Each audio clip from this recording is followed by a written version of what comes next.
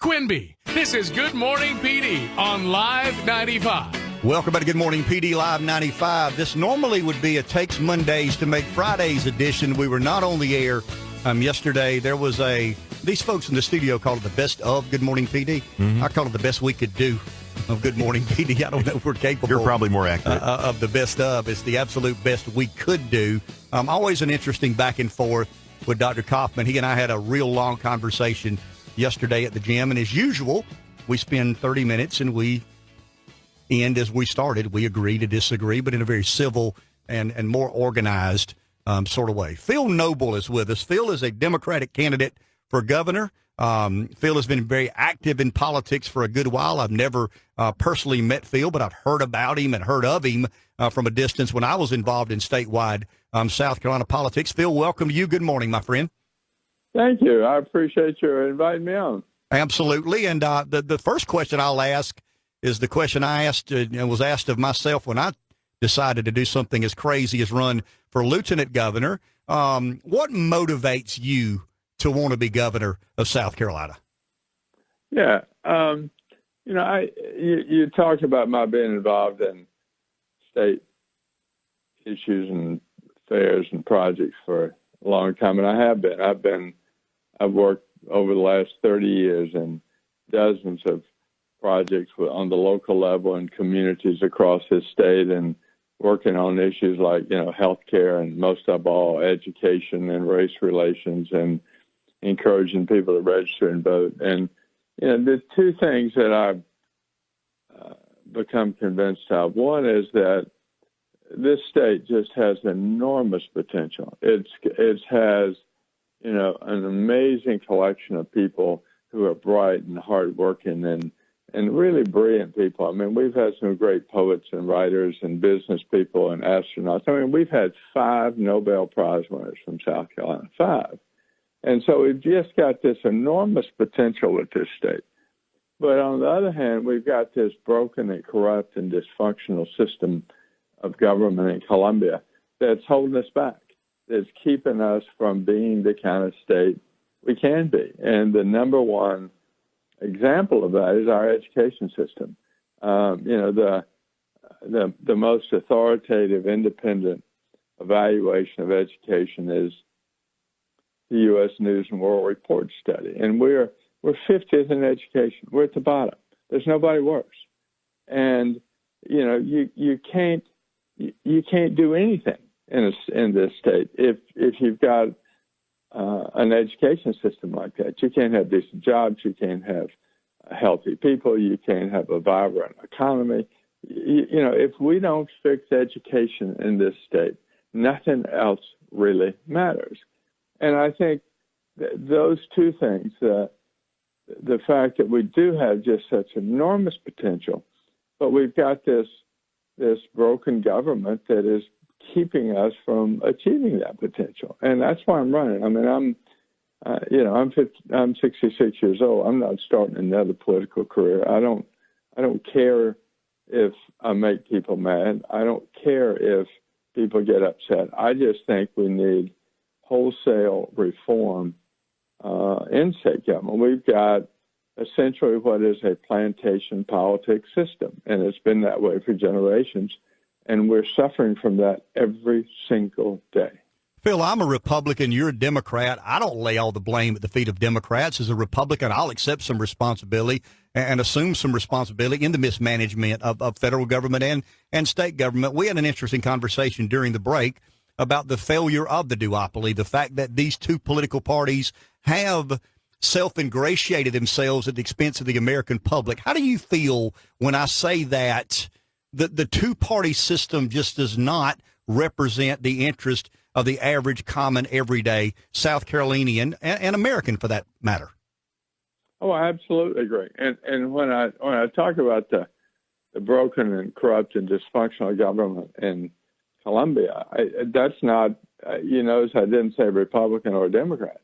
It's the system. I mean, again, there are good people, Democrat and Republican, in politics, in the legislature, and I'm thankful that they're there. But the system itself has become so rotten and so corrupt. with money, special interests, lobbyists, that whole disease of corruption, if you will. And sure, the Republicans have been in power for a generation, and so they bear, I think, more of the burden. But it would be the same if Democrats had been in power for 20 years. I'm not sure it was really any better when Democrats were totally in charge. We certainly don't have any kind of checks and balances because we've got all one party. But again, it's not the fact that they're Republicans. It's the fact that they've been in power for 20 years uninterrupted. And, you know, it was the last time we had a Democratic governor, there was no such thing as Google. I mean, that's how long ago it was, you know. And again, it's not that they're Republicans. It's the fact that, you know, power corrupts and absolute power corrupts absolutely. And, you know, the Democrats, I don't think they're particularly any less corrupt. They just don't have any power.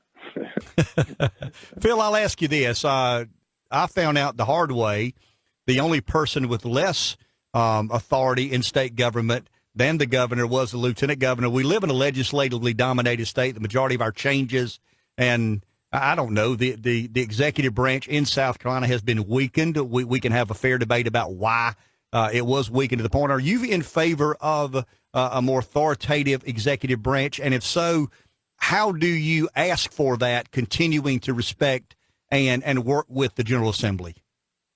Yeah. Well, I mean, if you look at why we have such a weak governor and such a strong legislature, it goes back to our history, and it goes back to the days of plantation politics. We instituted the Constitution that we have today as a result of the reaction to Reconstruction.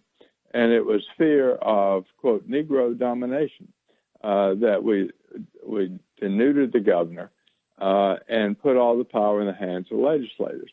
And the legislators back in those days, particularly senators, you know, you had one senator per county, and he was usually the biggest landowner. He was often had the biggest law firm. He was head of the bank, and the county was his plantation.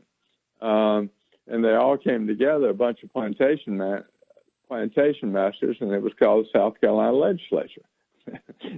and so that system has been set up from the very beginning to reduce the power of the governor and the lieutenant governor. And I would, you know, and that's part of what's holding that is what's holding us back, is that we've got a governor who is relatively weak constitutionally, and a legislature's got all the power, and virtually all of the legislators, I mean, all of the governors come out of the legislature. So they don't challenge the legislature. Correct. They don't challenge the structure.